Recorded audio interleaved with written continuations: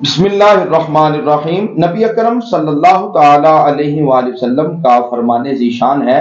کہ ذوالحجۃ الحرام کے پہلے 10 دنوں میں عبادت کرنا نہایت افضل ہے، اور یہ جو 10 دن ہیں ان کی راتوں کو عام راتوں کی طرح نہ سمجھیں، بلکہ ہر رات لیلۃ القدر کی مثل ہے، اور ہر دن کا روزہ 1 سال کی عبادت کے برابر ہے۔ یعنی کہ ذوالحجہ کے جو پہلے 9 دن ہیں ان دنوں میں کوشش کریں نفلی روزہ رکھنے کی،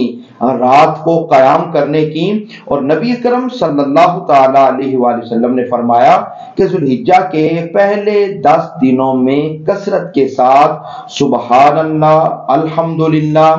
لا الہ الا اللہ واللہ اکبر، ان تسبیحات کو کثرت کے ساتھ کیا کرو۔ اللہ تعالی ہمیں عمل کی توفیق عطا فرمائے۔